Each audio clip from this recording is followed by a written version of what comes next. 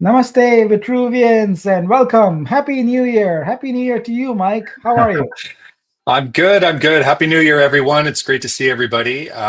Yeah, episode This is season six, one. episode one. Episode Yeah, one. we're Yeah, excited. All right. How was your break? it was good. Yeah, I got some time off, but there's still. I mean, that's like one day for us. Pretty much maybe 2 days. But it was hard to disconnect from work, and you know, so I was always back at it. But we have an awesome community. We really do because. It was great just to see everybody getting into the festivities, everybody saying hi, wishing us well wishes, wishing each other well wishes. It was just really cool just to see everybody coming together as a community. So it was nice to see. Indeed, Yeah. indeed. Oh, that is, I think, the most special thing for me is our community. And I must say, I never take it for granted for a moment. I always work hard to earn trust, respect, and the support. But it's a great community. You're absolutely right. Um, my break wasn't much of a break; just worked right through it. But did get a chance to drive south to Santa Barbara with family and spend some time there. Uh, it was a really odd weather because it was the morning to mid afternoon was extremely sunny, and then immediately after that it was extremely cold and and foggy. I don't know how that manifested, but it was good to get out there and see some art museums and things like that. Yeah. Plus, you've been fighting bronchitis. So that's Yes, I still good. have that. I'm equipped here with cough drops here, and not one, but two types of chais. So I have ginger chai and my regular chai. So depending on how I fare, we'll see. We'll keep my fingers crossed. But if I sound terrible, it's because I've just been this thing won't go away. This bronchitis, and yeah, doing my best with it. But we've got some good things planned for today. We've got some good news to Do. share, We do. and in particular, I'm excited about some of the news on our two verticals, which is our visual arts and our movies and music verticals. So Hmm. I think let's get going here. Hmm. And I believe we have a special guest also today. Yes, we do. Yeah. So let's get going. Um, all right, everyone, welcome. This is season six, episode one of the Vitruveo Spotlight. It's January the 3rd. The Spotlight is where we review the events of the past week and also share with you exciting upcoming events and news. I'm Nick Kalyani, founder and CEO, and with me is Mike Purdy, who is COO. And we are excited to have you here on this very first episode of our new season. So we change seasons every quarter. So, welcome everybody, and let's get going. We'll start off with some general updates. So, the first thing, which is really has been the focus of most of December for us, which we didn't really give any advance notice to the community. We kind of sprung it on you, but in a nice way. And I'm very pleased to report that we are live on both BSC Pancake Swap and ETH Uniswap. So we spent a lot of time in December building the bridges to those chains, and also as a sort of branding focus, we introduced the Vitru token on there. So we have Vitru coin on Vitruveo, but on other chains, in order to make sure that there is no confusion, instead of having wrapped Vitru there, we have the Vitru token. So that's what we introduced. And just a quick reminder, we have an amazing LP promotion that we launched, and lots of people participated in it. Thank you very much for providing liquidity. Just a reminder here that you must hold your token until March 31st, 2025, your LP token. You can increase your liquidity, but you may not decrease it, because we will be snapshotting what the original liquidity was on the last day, which is December 31st. And that's what we're going to use to track your share of the rewards. So thank you so much for that. Um, Now, some other updates. So boosters, we talked about how we are going to go ahead and force boost the remaining ones. There's less than 1,000 of them there. So that has been on our list of priorities, and it's been gradually moving up that list. And now it's closer to the top. So we project that this will be completed this coming week. And finally, I wanted to talk a little bit about perks. As you know, we've spent the better part of the last quarter really focused on reducing supply quite a bit. And one of the things that has been an outstanding issue for us is how we're going to handle perks. Well, we talked about it quite a bit. And what we're going to do is we're going to make sure we're going to essentially take no action on that for a year minimum.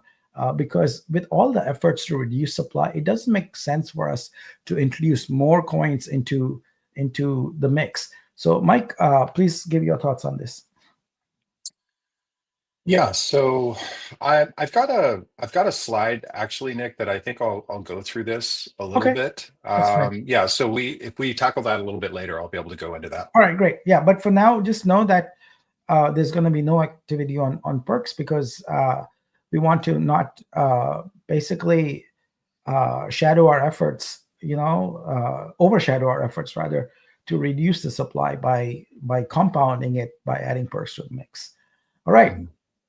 The next update is on the protocol. So as you know, we were scheduled to do this in December, but we took on the surprise task, if you will, of bridging and getting on the dexes, and therefore something had to slip, and that was the protocol. So that was delayed, and now we are focused on it. We are planning on getting this rolled out this month. It is at the top of the list, and we are working on that very hard. So that's important, and it's important to every one of you because it is the rebase reset. What it means is we'll pretty much start getting rebases immediately once we start rolling out the protocol because the transaction count is dropped to 500 from 10,000. And also the increase is now contingent on a rebase happening. So if a rebase happens, then an additional 500 transactions is added to the next goal. Before it was added daily, no matter what. And so these two changes will really ensure that the community can benefit from the rebases. Speaking of which, I'm not sure if everyone has seen, but we've got a nice new rebase calculator. So if you go to scope, you can go to rebase calculator and you can put in any number here for tokens, and you can see how over a period of time it rebases. It's important to note that Vitruveo is a rebasing protocol, not a rebasing smart contract. And specifically, our rebasing is unidirectional. So there are rebasing protocols out there implemented in smart contracts that are designed to keep the price of something constant. This is not that. This is an increasing unidirectional rebase mechanism. And what that means is every time there's a rebase, whatever your balance is automatically increases. So in this case, my balance is 100, and in the span of, for example, 2 years, it would have doubled, more than doubled. So that's basically how the rebase works. There's a multiplier that's applied to all wallets and all contracts holding coins, Vitru coins in it. That's how it works. So rebase occurs, you do absolutely nothing, and the balance in your wallet goes up. So it's important to note that this only applies to the balance in your wallet. In a little later in this presentation, I'm going to walk you through some rebase scenarios so you can understand that better. But the protocol update is all about rebasing. And do visit Scope and check out that rebase calculator so you can see how things work for yourself. All right, moving along. And actually, I should have stayed in Scope because I want to alert you about one additional change. We've updated the dashboard so that the bridge is also reflected in there. So a number of people pointed out to us that that the largest sort of holder. So we have this section in Scope here where we have the wallet balance is greater than 50K, and it was showing one account in particular as having 1.2 million. So that wasn't an individual, that was the bridge contract where Vitru that is destined for other chains is locked. So what we've done now is we've pulled that out, and what we've done is added a section here called trading supply. So that is what is available for all both the dexes, our Vitruveo dex, and dexes on other chains. So now you can see the trading supply that's available there. And also in the contract balances, we've added the bridge balance here and pulled it out of the wallet balances on the bottom here. So that changes there, and you can track that also. All right. Um, and let's see, I see a question from Jagged Pete about the rebasing. So let's answer that. Is the rebase number now fixed and not plus minus 25? Yes, that is accurate. It is now basically you hit the goal, you get 100%. There is no plus minus 25% anymore. Thank you for reminding us about that. All right, let's continue then. Now we were going to go into some community updates. And for that, let's start with a community update on our main project that we launched earlier with a partner, and that is Sabong Evolution. And for that, we have a special guest here today with us. Is a special guest here? Yes, indeed. And welcome, Garfield. Happy New Year. Hey, Nick, good morning. Mike, good morning. Happy New Year. How are Happy New you? Year. Can you guys hear me okay? Yes, we can Mhm. hear you okay, and we can feel you okay also. How are you doing? I'm good. I'm good. Ready for 2025. Ready for All right. 2025. I felt that the holiday season was a necessity so that we could spend time with families and friends. But let's face it, during the holidays, it slows down sales and marketing at the same time. So now that we're in January, I'm going full speed, baby. All right.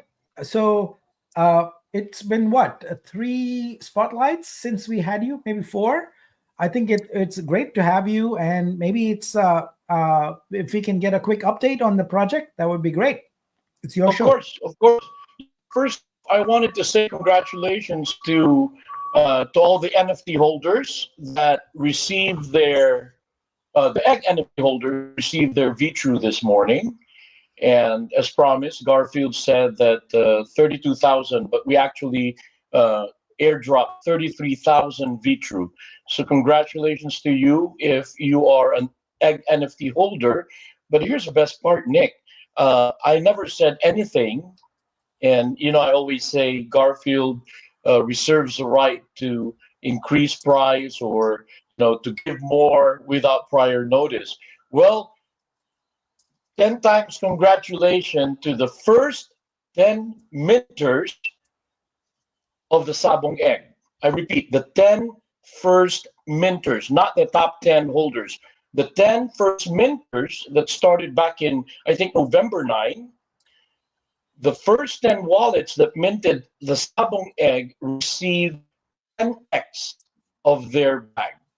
Wow, So if that's you have great. 10, yeah, the value per share is 9.46 VTrue. So if you hold 10 eggs, you get 94.61 VTrue. And if you are one of the first 10 minters, your 94 turns into 940 VTrue that you should see in your wallet. Nice, nice. That's amazing. That's a bonus for your early supporters. That's right. That's right. And I thank that are able to really come on board and and run with us. There we go. Oh, Rohan is super happy about that. that's right. That is There's great. there's one big bag. I won't mention who this person is, but he's got 135 eggs in in his Wow. wallet, and he's one of the 10. So you can just imagine this guy is waking up or before he goes to sleep, seeing maybe 12, 13,000 V true. Don't spend it all in one place, whoever you are. Be wise and enjoy your winnings. Nice, nice, nice, nice. That's great. What else is happening? Well, it's again. I've been watching Discord. I've been watching all these uh, tokens rolling out. Nick, I really believe that anybody can deploy a token, right? But not everyone can deploy a token. Listen to this. Not everyone can deploy a token or make a token that rebases. And a token, I mean, have you ever heard of a token, Nick, that, in the last 10 years of your career as a developer, have you ever heard of a token that was pegged to the most popular coin in the planet? No. That would be Ethereum or Bitcoin or something like that. Solana? That's right. Normally, when a token is pegged to something, it's always pegged to something stable, right? Like Tether, USDC, so that they're safe. They stay. They're stable, right? Well, I'm proud to announce, Nick, that this token will be the first of its kind that bridges between two blockchains. Whoa. First of its kind. So I just wanted to share that. Maybe you can pull up the flyer that I have. Yeah, give me 1 second. Sorry about that. Yeah, I'd like to invite everyone to be on 11/11 at 11:11 a.m. Garfield will do a Discord town hall telling everyone about Savo or Sevo, Sabong evolution. Okay, introducing. Oh man, I need my glasses closed. Can you read that? I think better. Introducing Savo Smart Economic Value Operation, the only rebasing token on the Vitruveo blockchain dynamically linked to Vitru and Bitcoin. Wow. So take a little time, guys, to soak that in. I won't be able to answer any questions, of course. This is not Sabong live stream. This is Spotlight, wherein we highlight the progress, the good things about our blockchain. So I'll add that. So Garfield, I have a ton of questions. I guess I have to wait until, when is that? Is that Friday? No, what is that? Saturday morning. Saturday. Yeah. Saturday. Yes. So next Saturday. Saturday, Pacific Standard Time, California time. And I'd be more than glad to answer any questions during that time. All right. So you are having the live stream and you're launching the token then also? I have a feeling we can. With all the works that we've been doing in the last 5-6 weeks. Let me say this. I know I said at one point that I was going to launch it in Liftoff that monster. I want everyone to know that if we decide not to, Garfield is still going to be the biggest supporter of the project in Liftoff that monster. The only reason for that is because I always try to think outside the box, guys. Meaning, whatever it is that we decide as a team, it's not for us, but for the blockchain, for the community. And I believe that we need to increase the transaction volume of the blockchain. And if I can contribute to that, then I'd be all in with the strategy of doing that. Wow. Well, this is certainly great news. I will be there. This looks very exciting. And congratulations, Garfield, and congratulations to your airdrop winners also. And I'm presuming there we'll have some more updates on how Sabong Evolution is coming along and how the airdrop is coming along and things like that also. So great to have you, man. Thank you so much for your continued support of the community, of the project. Really, really appreciate everything you do.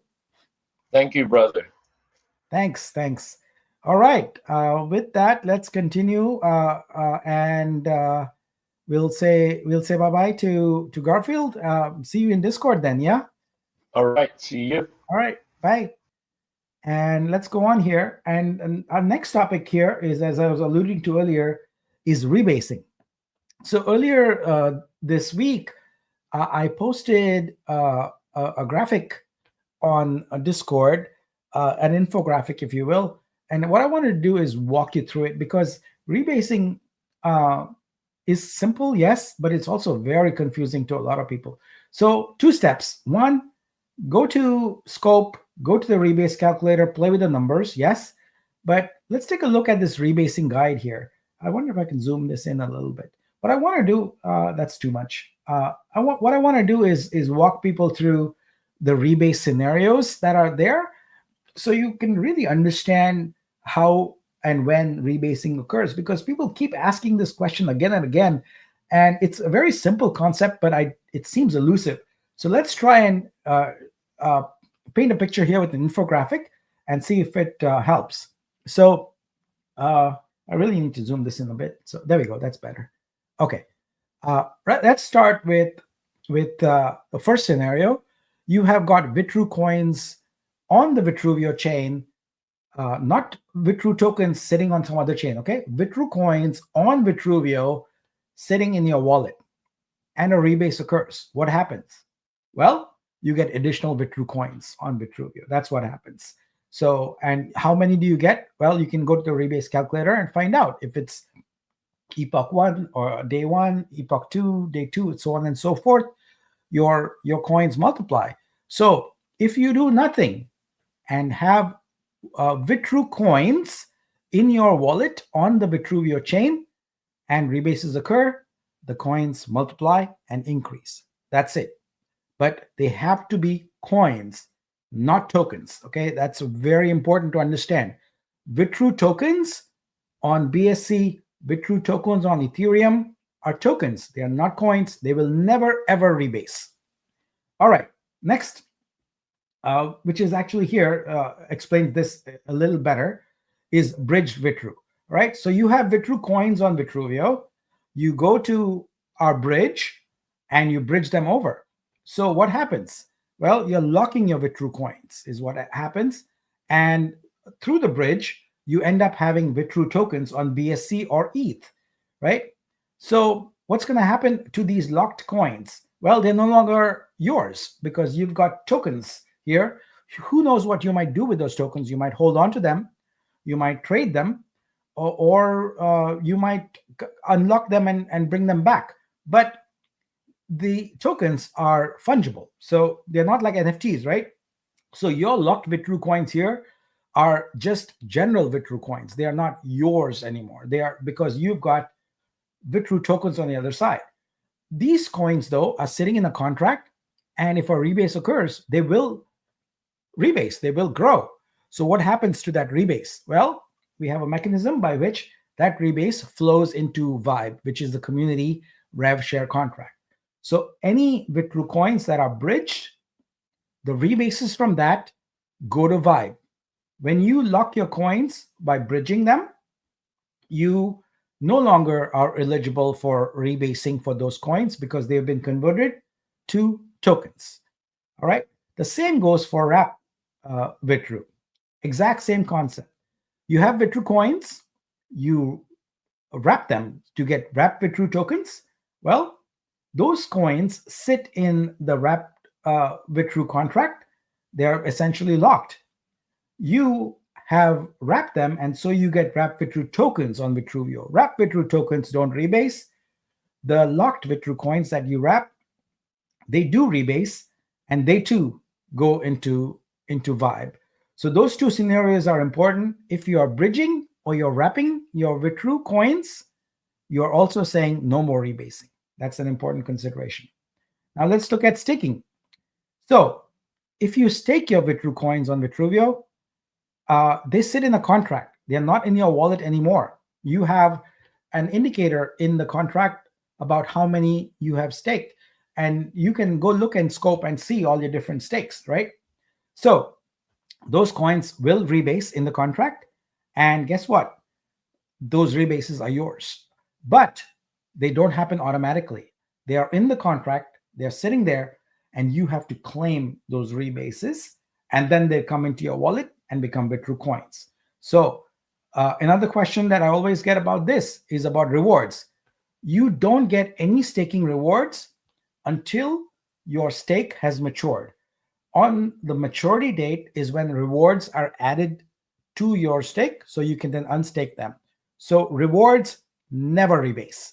Staked principal always rebases, and you can claim it, but the rewards never rebase.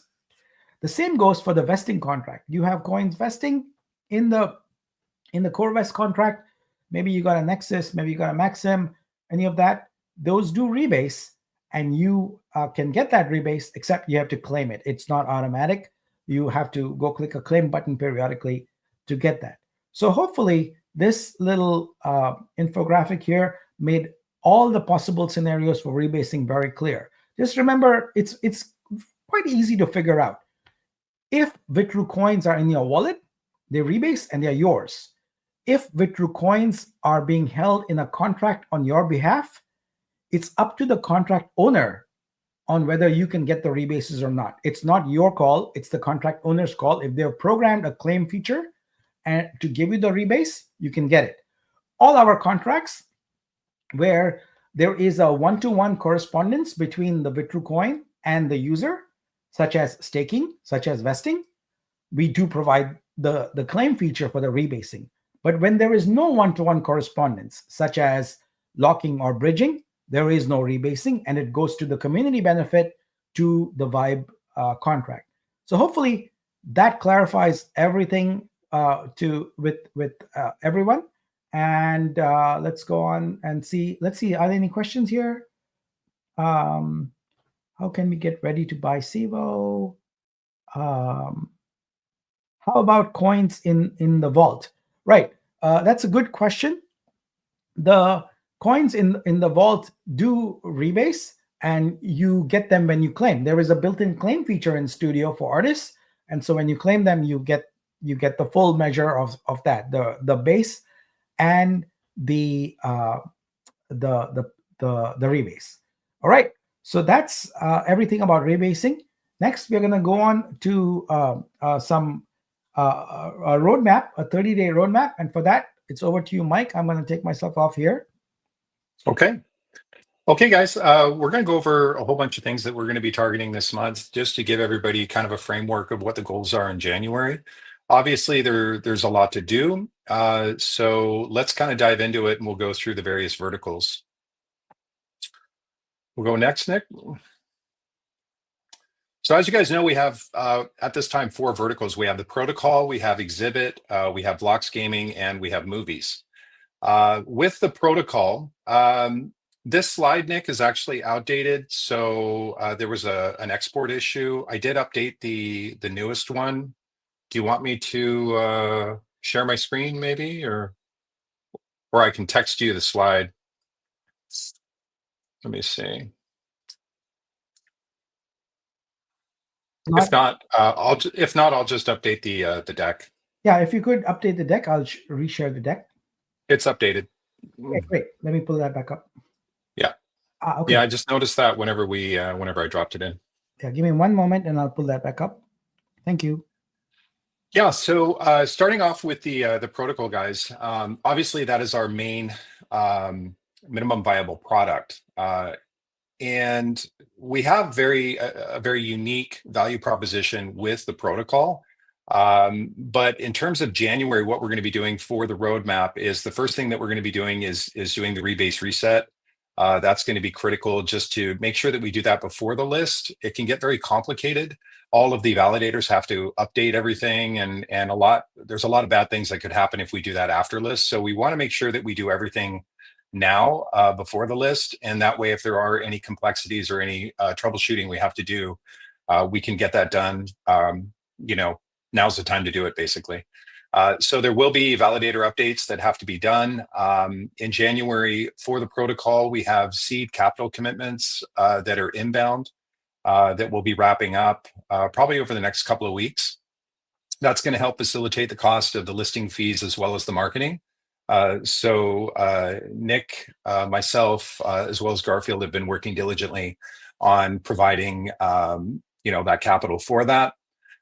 We are going through Discord updates and upgrades. So you guys noticed I posted a minor update today just explaining why we're doing some security upgrades to Discord. We're also cleaning out the membership database.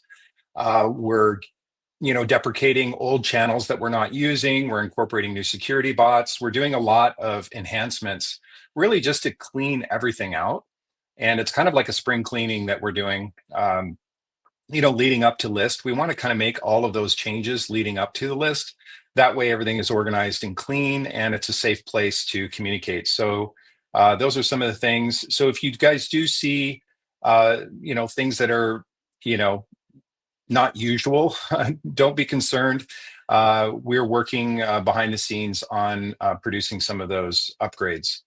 The active supply reduction, I'll get into that in just a little bit, but we will be focusing on our active supply. You guys know that we have been discussing this for months and months and months on our active supply, trying to get that as low as possible. And I have another slide that will kind of dive into that. Marketing obviously is going to be a component prior to list, and we'll get into that. And then, of course, towards the end of the month, we'll be listing on a T2 exchange. That is the goal and the target. Next, we have Exhibit. Over the next 30 days, we've got some exciting enhancements that we're doing to Exhibit.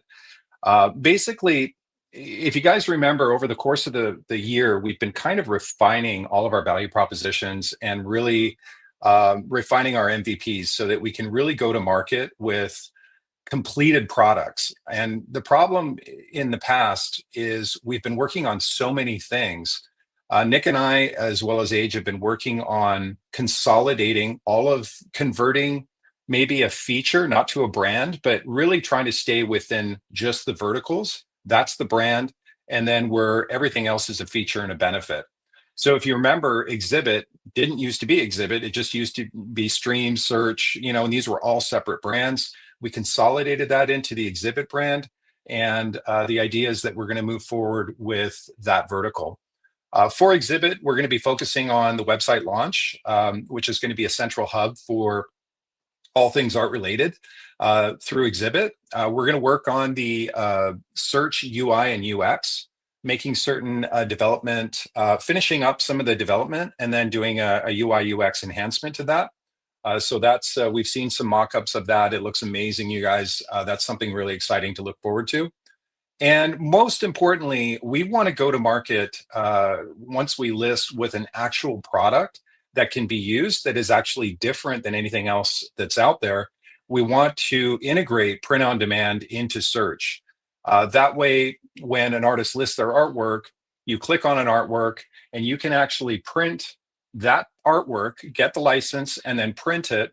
And you can do a 16 by 20, or you can do, a 20 by 30 print of the artwork, and all done through credit card processing to make the new art buyers that are coming in kind of a seamless Web 2, Web 3 integration, kind of a hybrid, using kind of a Web 2 interface, but Web 3 technology. And we're really excited about this because art really doesn't do much if it's just sitting in a wallet. We have to get it out there. And this is going to be one of the tools that we're going to be using. One thing I left off here was art cards. We are going to be using art cards as a marketing tool for artists. And that will be a supplemental product offering through Exhibit. So the main things we're going to be focusing on is the print on demand, so that we can have a real different product that's different from, let's say, an OpenSea or Tezos or some of these other marketplaces, and credit card processing, which will be super cool. So that's going to be coming out. Vlox Gaming, we're going to be building out the landing page, completing the white paper for Vlox Gaming. The Vortex white paper, I know we've been promising that. And once we get these other two verticals wrapped up, we're going to take on that. And then we're going to build out the roadmap for Vlox as well as Vortex. And I know that it can be frustrating when we've made, previous offerings, for Vortex, let's say the Orbit NFT or something like that. Those are not deprecated. They are still part of the plan. But we really did want to, as I mentioned before, refine and actually finish things. So we're finishing the protocol. We're finishing our first MVP for Exhibit. And then we're going to finish Vlox Gaming and Vortex, which is really exciting. Movies is going to be a vertical, obviously, with Vitruveo, one of our main verticals. And in January, I would say over the course of the next week, maybe week and a half, depending on how much progress we can get done. The business model is almost done. Nick and I had a chance to look at some preliminary spreadsheets and looking through the model on how income is generated, which is really exciting, and it looks very, very promising. It's actually really exciting. We actually were in a meeting yesterday with one of the production companies that we're bringing on through the movie vertical. And we showed them the business model just to make sure that our numbers are not far-fetched, they're realistic. And he was very pleased with the results. So we're very excited to share that. That will be upcoming in just a little bit. We'll have the branding done, the website done. And then once the branding, website done, and the core business model are done, we can then start targeting the community in terms of converting Vitru to Verse tokens, which is going to be great. And as you know, Verse is very similar to Vibe. It's an engine, a rev share engine that's going to be with mainstream movies, which is really exciting. And and then after that, we'll be targeting VCs strictly for just that vertical, which is going to be very cool. So we'll go next, Nick. Okay, we showed this slide last week or the last couple of weeks. We just wanted to kind of touch base with, our marketing efforts and that sort of thing. As you know, we had it broken down into 3 different phases. Phase 1 was December 14th through 31st. We launched the decks. We test marketed the ROI. On the marketing spend that we did, we reviewed some KPIs. We got the tracking links. We did find parity between our native decks and the DEXs, both on BSC as well as ETH, or Uniswap rather. And we did get listed not only on Dex Screener, Dex Tools, but obviously CoinGecko and CoinMarketCap, and DApp Radar will be out very shortly. So these are all exciting things. We are still working on updating the information. Some are very quick, some take a little bit of time, like CoinMarketCap, I think still has to be updated, as well as a few others, but we'll have some updates on that. We're continually working on that in the background. And we did a test campaign to see what was going on, and we did get some results, and the results were good. And I'm not going to say that they were super exciting, because we did see the needle move. We saw Discord membership grow. We saw huge activity with the website traffic, which is great. However, what we did see is new money came in. We had a floor price of somewhere around 20 cents, and then we started to see resistance at 26 cents. So as soon as the price would start to pump, OG sells would happen, and it would just kind of, all the new funding that was coming in, all the new marketing was just going to OG sells. So what that told us, this is really, really important information, and this is why Nick and I really wanted to launch on a DEX prior to launching on a SEX, is we wanted to understand what the community is going to do, through these various stages. And launching on a DEX really gives us an opportunity to do tests and to find out how things are going to play out after the SEX listing. A lot of people think, we'll just market more.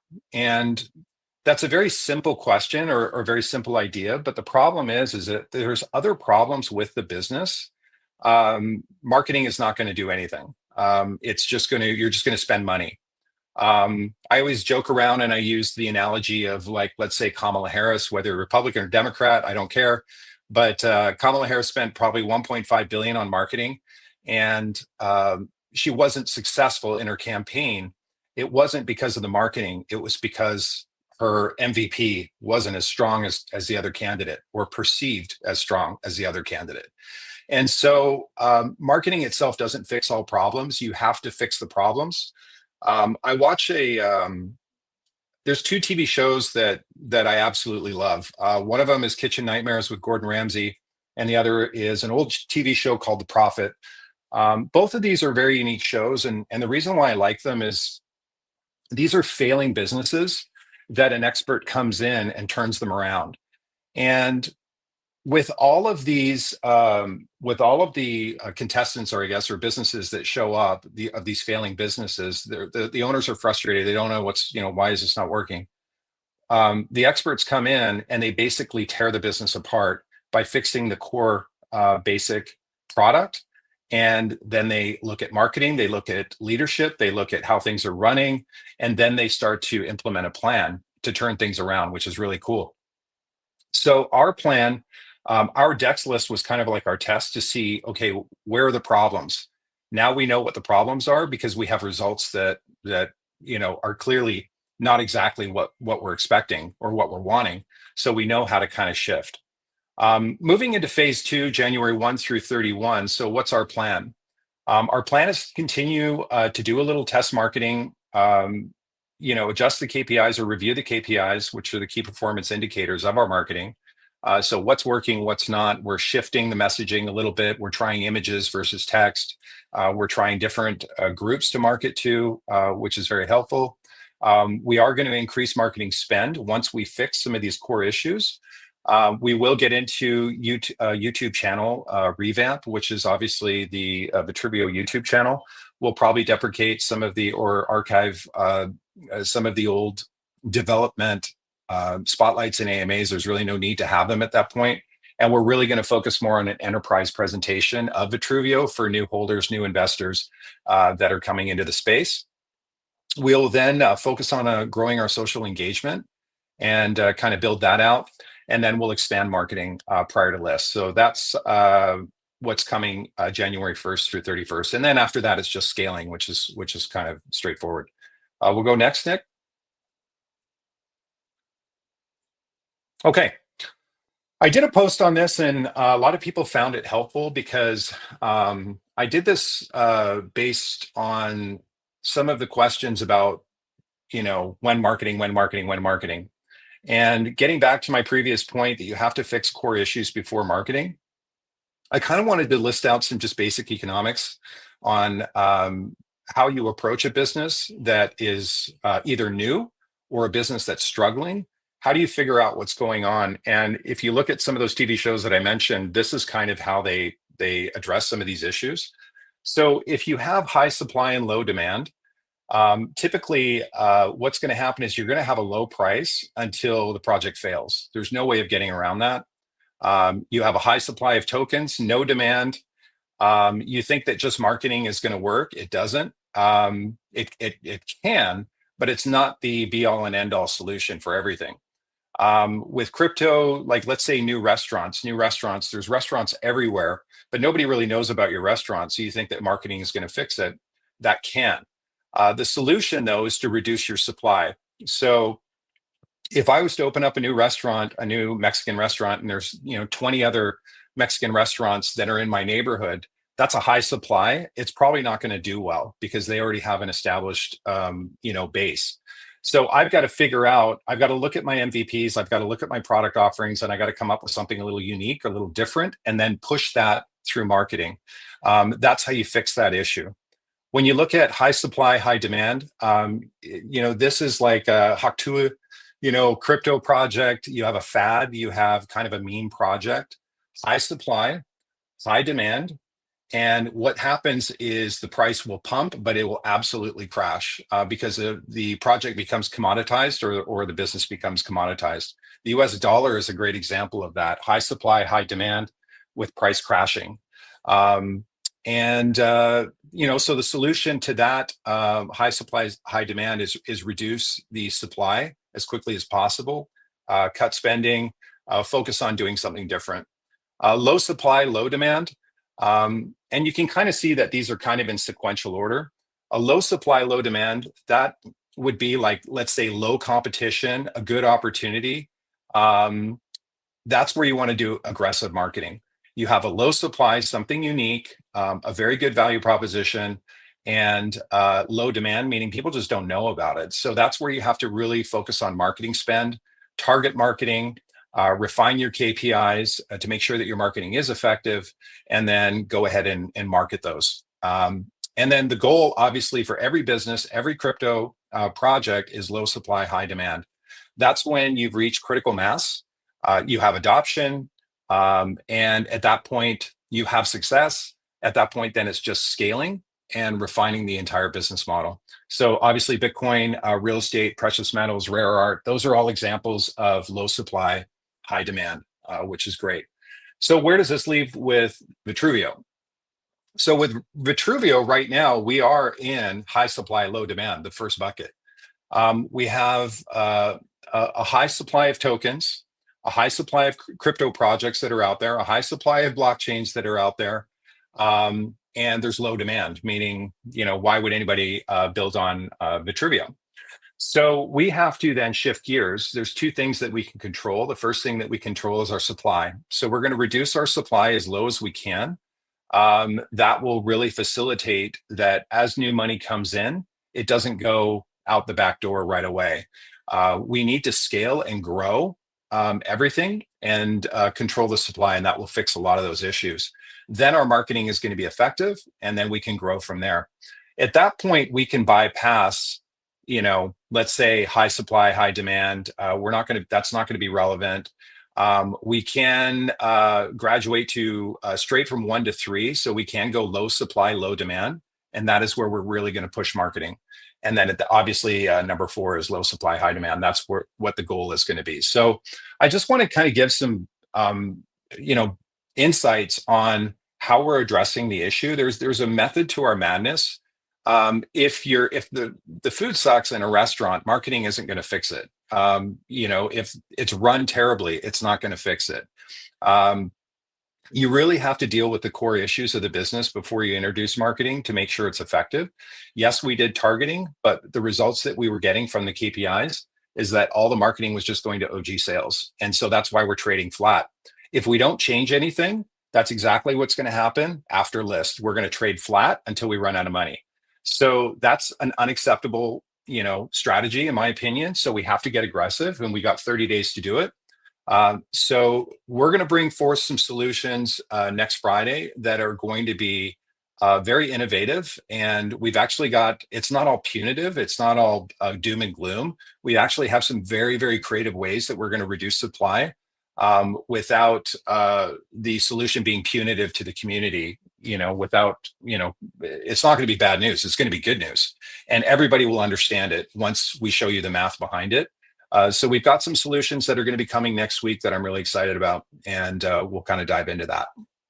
And we'll go next, Nick. Is that it?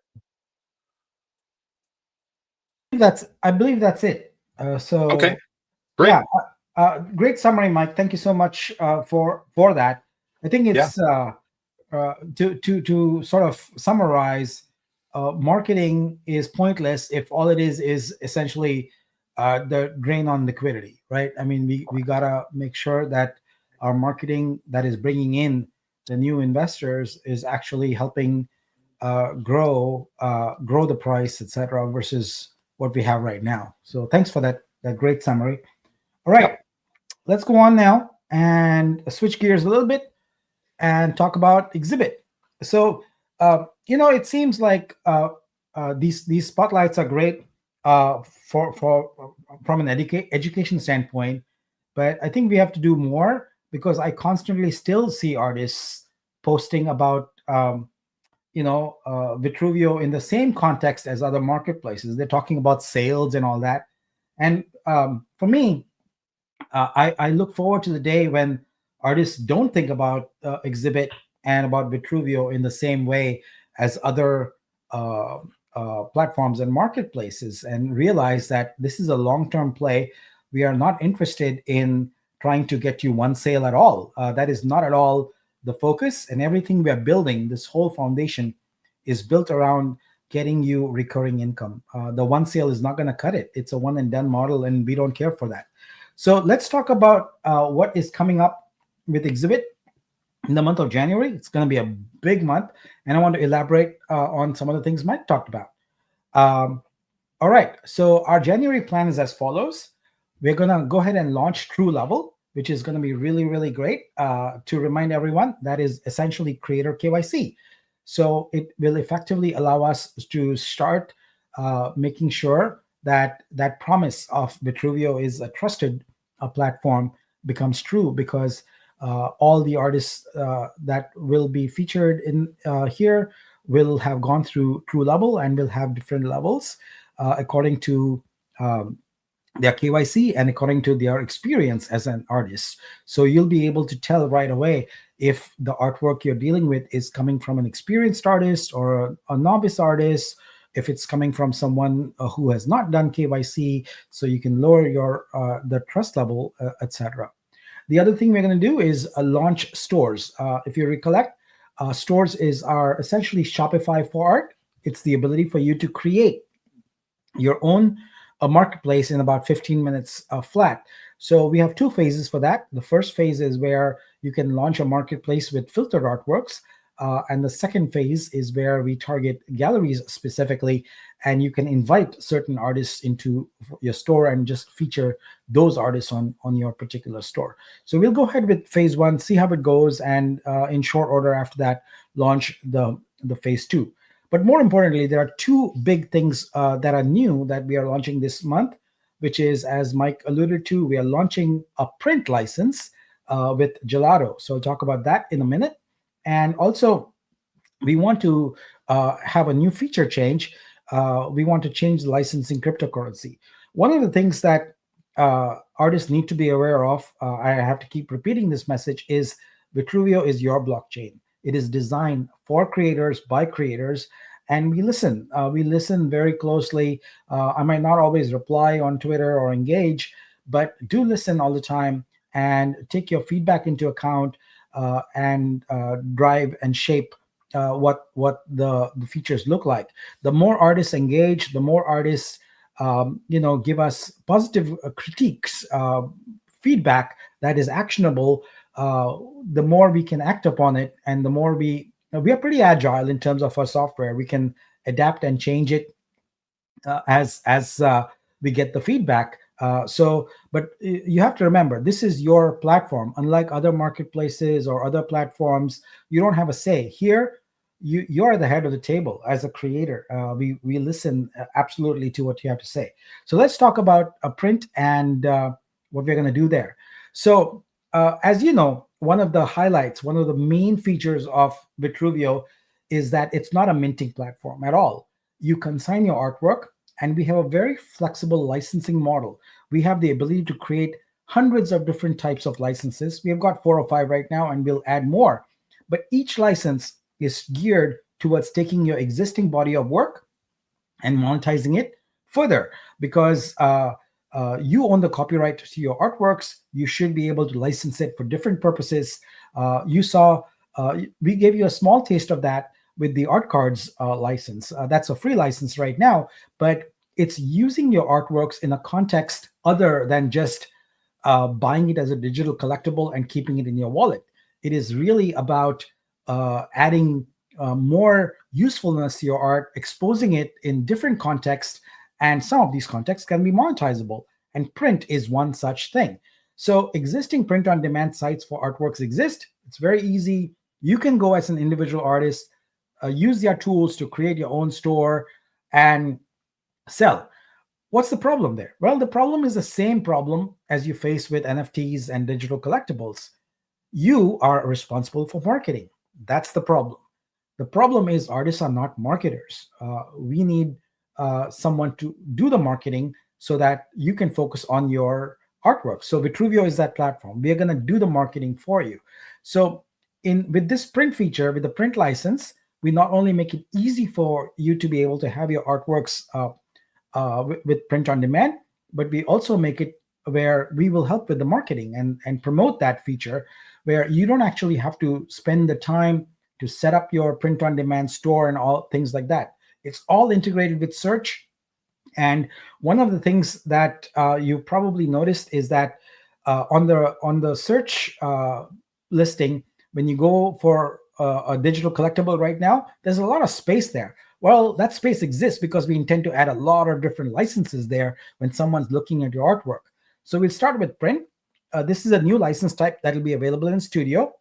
A prerequisite before it will be enabled for you or selectable for you is that you have high-res artwork available for that particular artwork. So if you don't have high res artwork, the print option will not be available to you.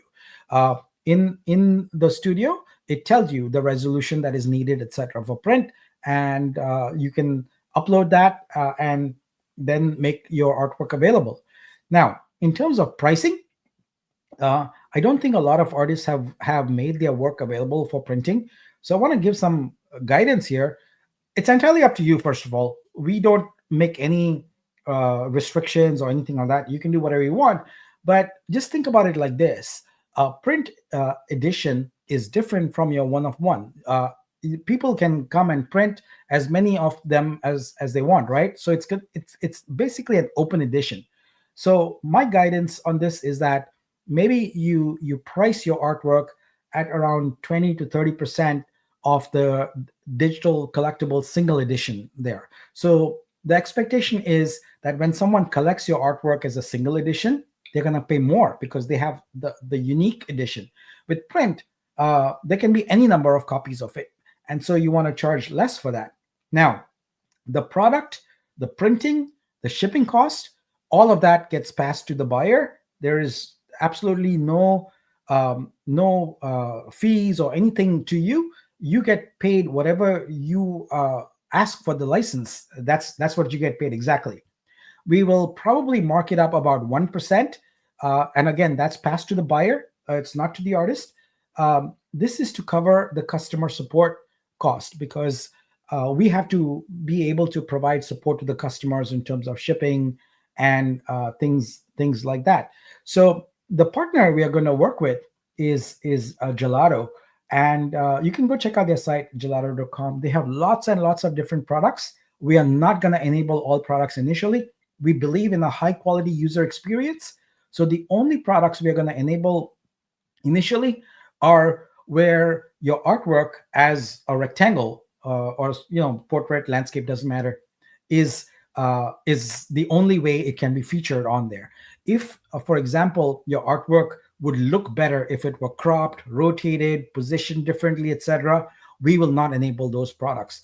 So things like posters, framed canvases, tote bags, etc., those kind of products will be enabled. We're going to go through their whole catalog and create a subset of products that will be available, because that's the low-hanging fruit. With rectangular positioning on products, it makes it easy. Now, we don't want cheesy products. We want it to be really high quality experience. We want this to be something that is celebrated and something that is appreciated. So it's better to start with fewer products than to have like thousands of products which inundate the buyer. So we want to have a few selected products. Buyers choose from that and see how things go, and then unveil more along the way. Now, the buyer is pretty much going to stay in our search experience. We're going to make it where their whole buyer experience comes in a pop-up dialogue, and they exit and they use a credit card to pay with. So everything is designed for a normal Web 2 user who sees a piece of artwork, is interested in it, and wants to get a print of it or a bag with it or something similar to that. Like I said, a limited number of products. We'll be finalizing those and sharing with you probably in the next couple of spotlights. All right, so that's the print license for you. I don't have a lot of answers right now, so if you're asking me questions about it, it's early. We are just decided to add this feature right now, so we have to go through the requirements planning process for it, the mock-up phase, etc. So all those questions will be answered in due course. Right now, just know that print license is coming. All right, the next thing is licensing cryptocurrency. Let's talk about the current model and the new model, but first, a sip of chai.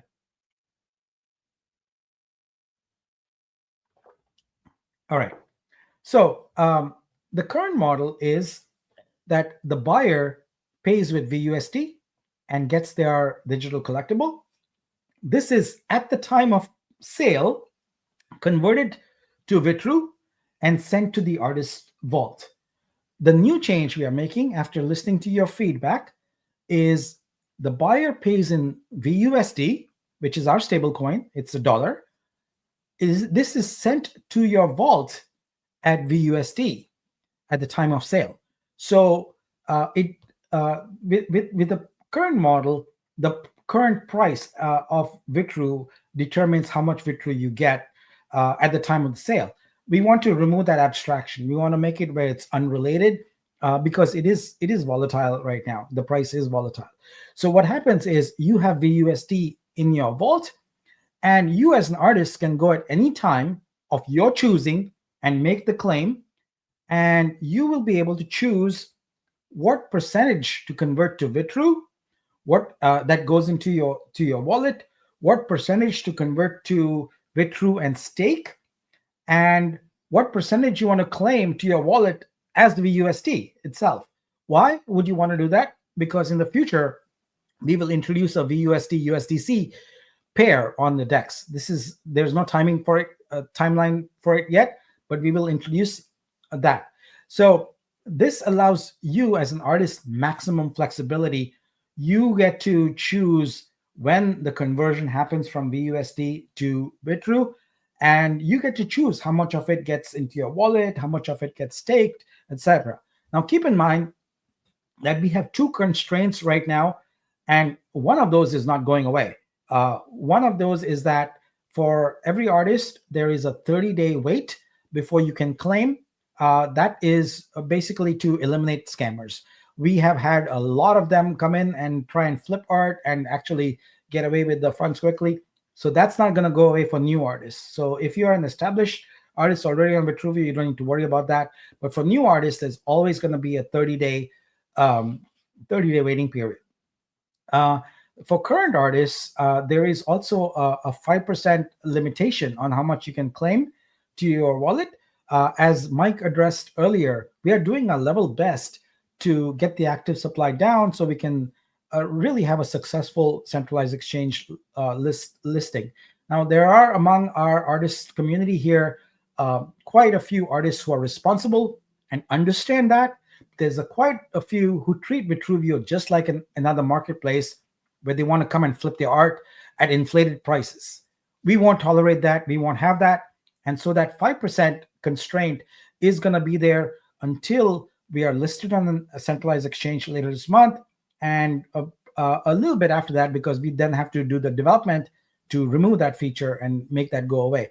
But we can't allow all the hard work we are doing in order to preserve reduce the active supply to get the price high, etc. We can't have some artists who are treating Vitruveo like the existing marketplaces to basically trash that hard work and hurt the whole community. The entire community is hurt when people come and do that. So as a result, that 5% is going to remain until, like I said, the end of the month. And we've put a banner in studio, so it's very clear to people. So all the artists who are here, we hope, because they recognize that Vitruveo is about long-term. It's not about the quick flip at all. We have created Vibe. We've created mechanisms for you to constantly earn. Rebasing is another way where you can constantly earn income. So you have to start shifting your thinking about Vitruveo in terms of long-term. Create artwork, set your licenses, and forget about it. Don't be thinking about will it sell, will it not sell, etc. If it just sits there, it's okay, because we are introducing new license types where eventually it will be monetized. You just have to be patient while the platform is being built out in its entirety, right? So when it comes to this cryptocurrency, I think most artists will welcome that they now have the flexibility to choose when they can switch to Vitru.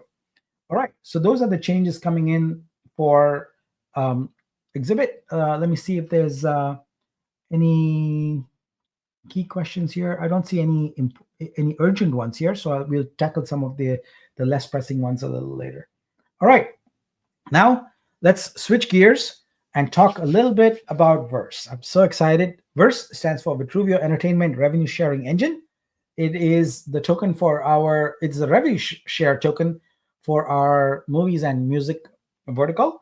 What I wanted to do is tell you about the exciting developments we've got going on there. And but what I want to do is first start off with a real quick refresher on what it is. for those of you who may not be familiar with it. So Verse is, as I said, the Vitruveo entertainment revenue sharing engine. It's a project to bring long-term income to the entertainment industry. That's movies and music.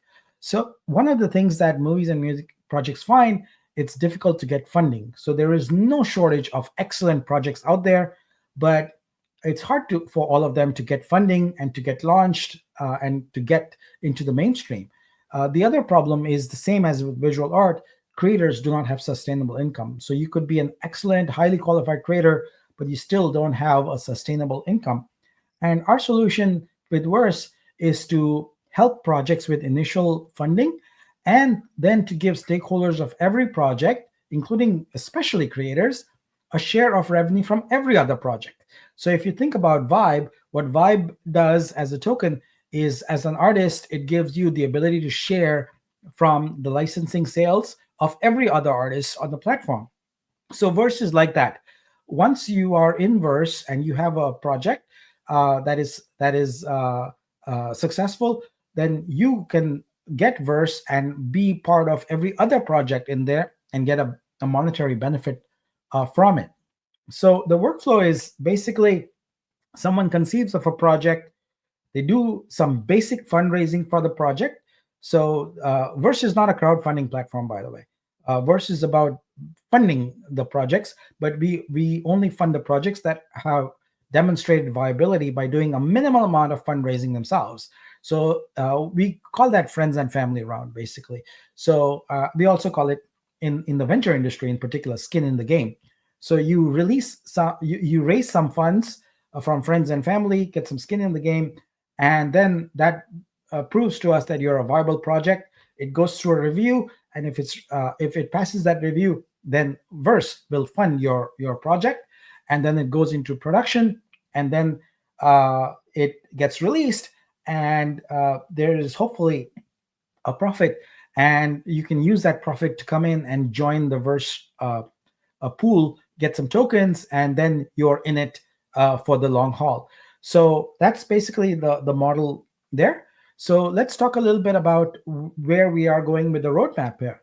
So the first thing, note these dates, please. On Wednesday, January 8th, we will have a special flashlight where we will be releasing the Verse calculator on Scope. This will give you the ability, like the calculators you have seen, to go and look at things like the token supply, about the revenue projections, the projects, the costs, and things like that. So we're going to build all of that into a calculator for you. You'll be able to access it on Wednesday after the flashlight and play with it. The next important date is next Friday. So next Friday Spotlight is when we will launch the community mint for Verse. So this is where you will take the benefit of using the calculator and understanding the Verse financial model, the business model, and you'll be able to make some decisions about minting. And finally, by the end of January, we will also launch a public mint for Verse. So this is after the community mint. The community gets first dibs, and we'll talk about how you're going to access that mint in a little bit. And then we roll it out to the larger community and raise capital with our launchpad.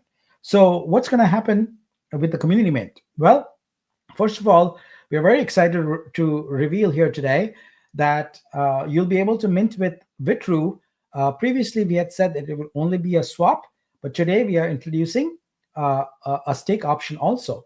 So when you mint with Vitru, you will have the option to swap, or you will have the option to have a 0% APR 3-year stake. So why is this important? Well, it's important because you can stake your Vitru, you can collect rebases as you go, and your Verse rev share. So it's a double benefit, and you don't lose your Vitru. You get your Vitru back after the stake period ends. So this is really, really exciting for folks, because one of the things that we knew was a struggle is, do I swap for Verse or not? And this makes that decision much easier. You will also be able to mint with Vitro, but because we don't yet have the staking option for Vitro, that is coming in the future. For right now, you will be able to only swap. And so Vitru or Vitro, those are your two choices for the community mint. And here's the most important thing about the community mint that bears noting. Um, the spreadsheet model, etc., is coming. The calculator is coming. But here's the thing.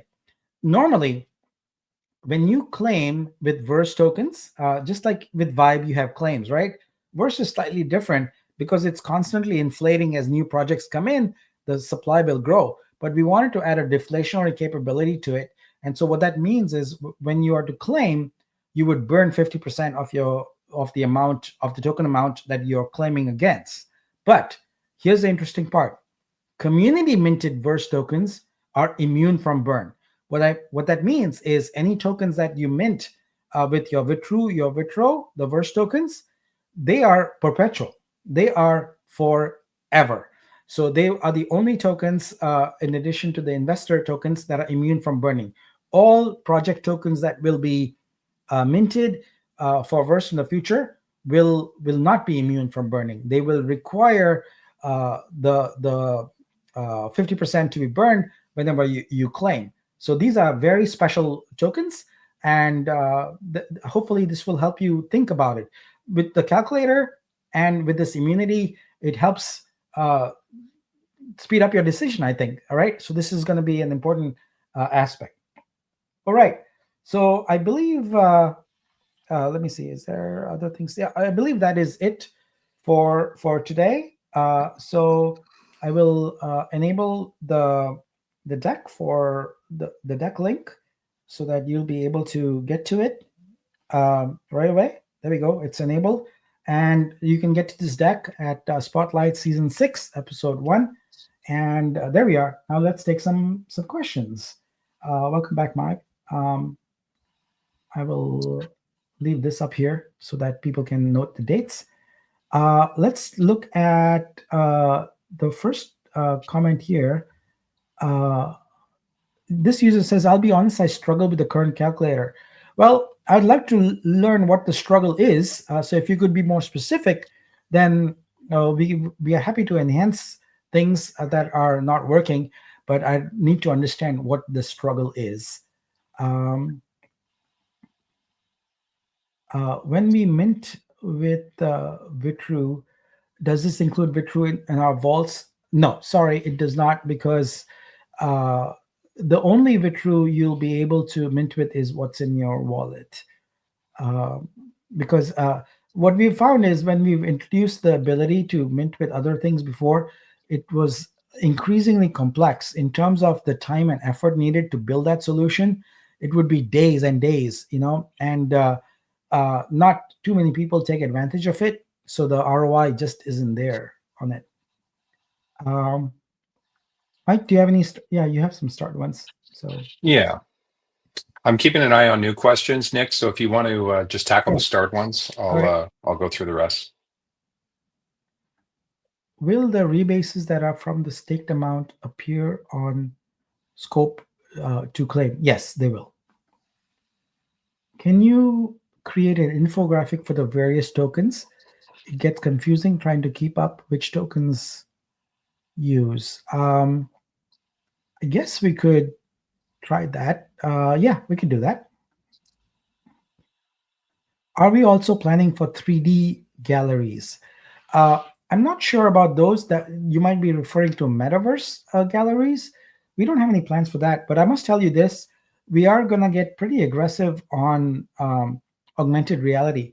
We are working with some teams on some IRL exhibitions where augmented reality will be featured.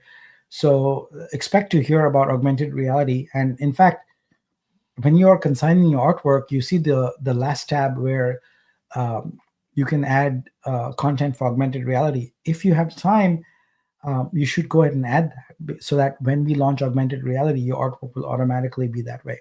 We currently don't have any specific plans for metaverse/3D galleries because we haven't seen much demand for them. Remember, we are catering to trying to get that 84% of the market that's still not on there.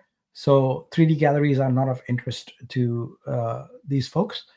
So we won't be focusing too much on that. Yeah, there's a few people asking questions about like Verse Max Supply. and we're going to kind of get into that next Friday. There's still some tweaking that we want to do, and we don't want to make any commitments today. But we'll have the formal business model built out by next Friday. Yep. What's the requirements for pod arts resolution for gelato policy? It's not gelato policy.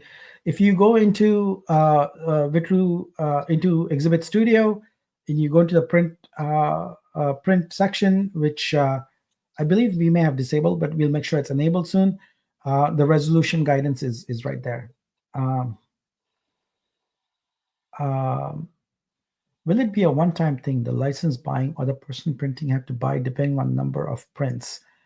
Not sure what this means exactly. So they're saying, Nick, if somebody were to, let's say, buy, multiple quantities of a specific print through an elastic edition, I think it would just be they would pay for twice, and that's the licensing. So yeah, this has no bearing on the elastic edition, though. The print license is totally separate from the elastic edition, which is a digital collectible license. So it'll be factored into the price, though. So from my understanding, if I'm understanding his question right, so you have a licensing fee for that. If you have multiple copies, he's paying twice, right? So as guidance, let's say that you've got a digital collectible artwork priced at $100, right? So you might add a print license and you might price it at $20. So if someone comes and they go through the workflow and they pick a canvas framed, they pick a tote bag, and they pick an aluminum print or whatever. That's 3 products. So that's 3 multiplied by $20. That's what you get. And so that's 3 licenses for you. And they pay for the 3 products, and they pay shipping for whatever gelato charges for shipping for those 3 items. So hopefully that clarifies things.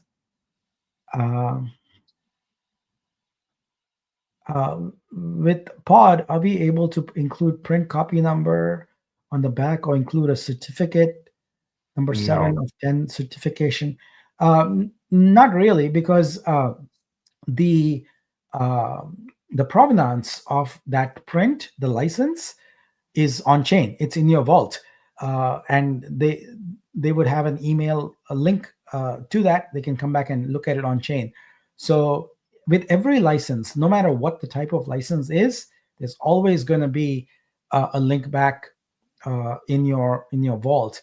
But this isn't a bad idea. This is something to think about. We might include that, but really it gets into logistics.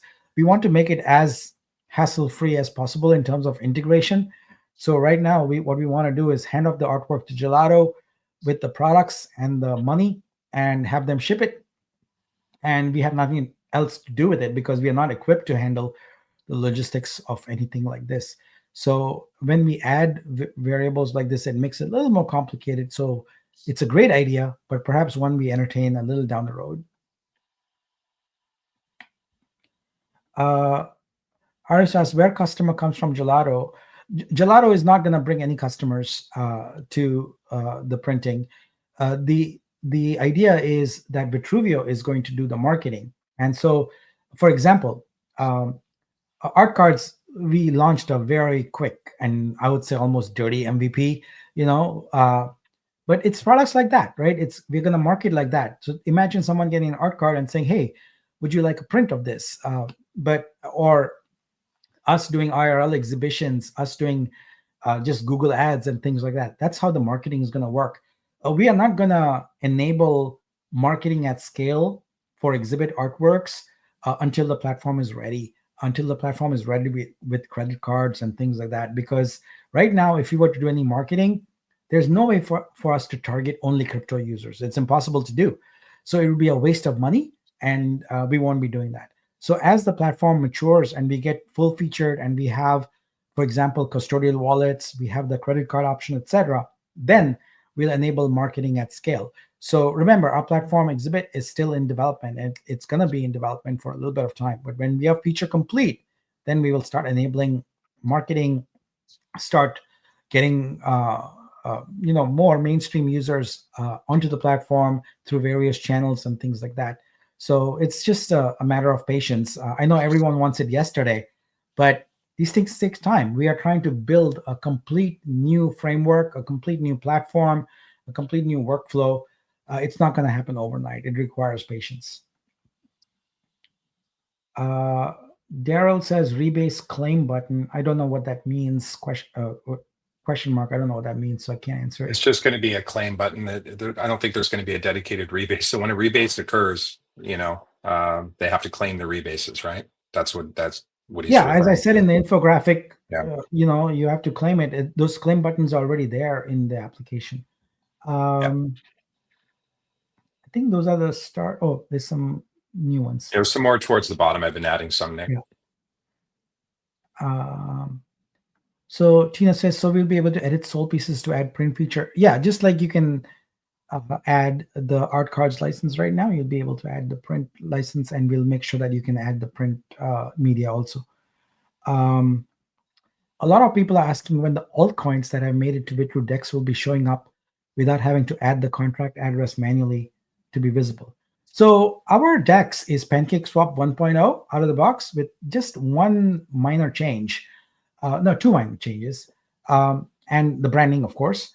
So in PancakeSwap, arbitrary tokens don't show up like that. You have to have the contract address. So this is similar to that. Altcoins will never automatically show up there. Now, we will add a feature eventually where once a coin hits a certain threshold of popularity or something like that, we'll update the DEX UI to show that. But this is not going to be a feature where it automatically just shows up, because that's going to be a deluge of coins, especially if scammers know about that, then they will get their scam coins in there, and that will be really bad. So yes, to moderated addition of altcoins in the future. We don't have that feature right now, but no to automatically having them added.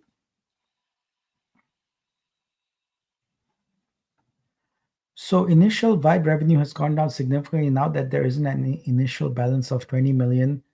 How soon could that turn around in your opinion? So that the question is a fundamentally sort of how should I put it? This is not how Vibe works, right? The way Vibe works is that as revenue flows in, it goes into the contract, and the ticker that's there on the Vibe page in scope is just showing you the aggregate all-time thing. So there's not going to be 20 million in there. It's going to grow as sales grow, as the licensing. So for example, we add print on demand right now, right? There's going to be still going to be 2% fees for that flow into Vibe, etc. So that's how it's going to grow. The initial number is reduced. Why? Because people claim their Vibe rev share, right? So it's not going to remain static. As revenues come in, people are going to claim from that, and therefore it will go down. But that has no bearing. It doesn't. It's working as designed in that sense, right? So we'll keep the counter at what the aggregate revenue is and not the real time is. You can look at the real time on the dashboard. You can see how much is remaining in there to be claimed. So whatever balance is in the Vibe contract is whatever people have not yet claimed for rev share yet. And lots of people have not claimed because they just want to let it sit there. So that's how that works. Selling our one-on-one is aside from prints, right? I mean, when someone wants a printed edition, they must have the one-on-one too. No. Every license in Exhibit is a standalone license. When you choose that license and you buy it, it is independent of every other license. So it is not necessary for someone to buy a one-of-one of your artwork in order to print it. Hence, the lower price and essentially, like I said, treated like an open print edition. So every license in Exhibit is independent of every other license. So there's never going to be a scenario where there's a license which requires another license first. If that were the case, that license would have to be built in with that requirement. So if you wanted to have a print license that required you to have the you would have to create a license, or we would have to create a license. Another example of that is a physical art versus digital collectible. Right now we have a digital collectible license. We will add a license there where you can charge them for digital and physical, or you could have a separate one, a license where it's physical only. So each one is a standalone. It's really important to recognize that no two licenses in exhibit are ever interconnected in any way. All right. So Just a couple more. Pam says, I would like to see higher license fee for larger print on demand size. I think that can come a little later as we finesse, because that's exactly why we have multiple license types. But for MVP, we are not going to have that that level of variation. It's going to be one thing. With MVP, typically we just start with one thing, because remember, these are all experiments. These are all experiments to determine the viability of it, to determine how it should work, what the customer experience is, etc. So everything we do, we start off with a basic license. We try and figure out what variants to create, etc.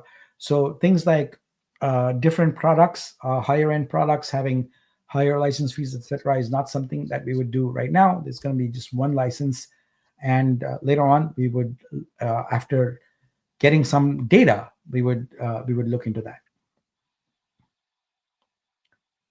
When we add a print on demand to sold pieces, will they show up on front page again, or they will have a different section where all the print on demand arts show up? So we will add a capability where on the artwork, remember, your artworks are just consigned once. You're creating multiple licenses for them. So from the buyer's perspective, you're not, this here again is where we are highlighting the flexibility of Vitruveo, is you're not minting things. You're consigning artwork once, and then you're licensing it for many different purposes. So right now you're just thinking of, digital collectible art cards and print. And shortly we'll add stream and other things. But just look ahead a little bit, even 3 to 4 months, when we might have 20 licenses or 50 licenses or things like that. We don't want to create a mess with lots of different artworks and lots of different collections of it. So the way to do that is to, in the search, add filtering, so the buyer can filter and say that, okay, I want to look at only artworks that have this kind of license available, and then they would see that. So we would add that capability into the search, but beyond that, every artwork is one consignment and will work that way. There's a couple other here. The calculator, year 2 staking percentages shows different to year 2 staking in the staking tab in scope. Yeah, that's because you have to allow for rounding there. So in scope, in the staking, the results you're getting are straight from the contract. But in the calculator, what you're doing is, what if with rounding errors, and not errors so much as rounding for your convenience? Because if you were to put 18 decimal places there, that calculator would get horrendously unwieldy and you would not be able to use it. But the precision starts showing up in the form of differences in calculations. Also, you have to remember it's JavaScript calculations math versus Solidity math. Solidity does not have real numbers. It only has integers. So that also factors in. So there's always going to be some difference in the calculators, especially because of precision, decimal precision. That's the reason for it. And so a question about the KYC and True Level, would 0 be eligible for print on demand? I don't think so, right? So right now, what we have done with the print on demand feature is introduced it into the roadmap as a feature we want to build out in January. As I said at the very onset, we've done nothing else. We haven't scoped out the requirements. We haven't scoped out the design.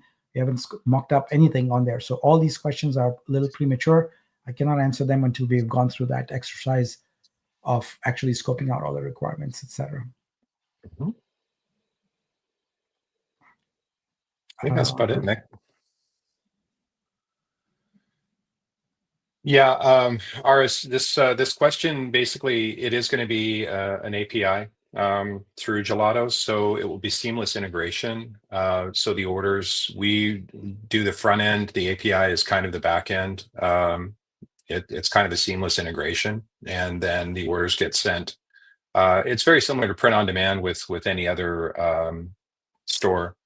If you were to do a store with Printify or that sort of thing, you would design the interface, and then whenever an order is placed, it just gets sent and then drop shipped. Yeah, I think that's it, Nick. Yeah, G Giant says the percentage on display is different, not on about. Yeah, I guess I'm not sure. The percentage would be the percentage different if the decimals are different.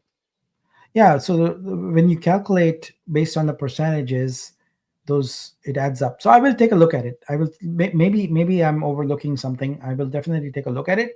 Thanks for bringing it to my attention. But if it's a decimal precision error, there's very little we'll be able to do with it. But if there's indeed an error, I will fix it. Yeah, there's a lot of print on demand questions, folks. We'll do a stream just about print on demand once we actually have got the requirements done and get a little more detail into it. Right now, this is just the business introduction to it, that it is a priority, it is coming, so it's very exciting. But please hold on to those questions. Hopefully, we'll be able to preempt all of them and answer them once we get to the point where we've rolled out that license for you. We are really excited about it. Come on, guys, teaser on movies. Okay. So we are gonna we're gonna have a minimum of 5 movies there, and I was looking at the talking yesterday about the list, the cast list, etc. Some really good actors in there. I'm excited. So that's all the teaser you're gonna get for now, Gus. But when it comes to next week, we'll do some more teasing. When we do the launch, we'll give you some more preview of the movies. Yeah. Pam says, I predict POD flashlight incoming. Yes, indeed. Let's see. Yeah, I think that's good. I am just happy that I have survived this spotlight without with my throat being okay and intact. So yeah, but I think I'm reaching the end of the rope on that.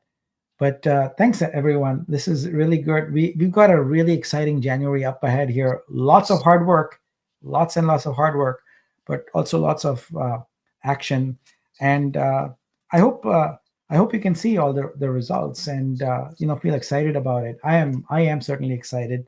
There's a lot going on, and there's a lot to look forward to. But again, thank you, community. We wouldn't be able to do it without you. So appreciate your support very, very much. And once again, here's to a great 2025 for you and for Vitruveo, and looking forward to some amazing things to come. Yeah, guys, thank you so much for joining us today. It's great. 610 people joined us today, which is great. We'll have another update next Friday, same time. And we may have a flashlight midweek, possibly, to launch that calculator, Nick. We'll have to see how it goes. Wednesday, January 8th. Yes. We'll see how it goes. Okay, Nick? Yeah. All right. If everything looks good, we'll have a flashlight. All right. But things are looking really good. If we didn't get to your question, go ahead and reach out to us on Discord. Please join us. Join the community, like and subscribe as usual. And we'll see you guys in Discord. Thanks again, and have a great week. Thanks.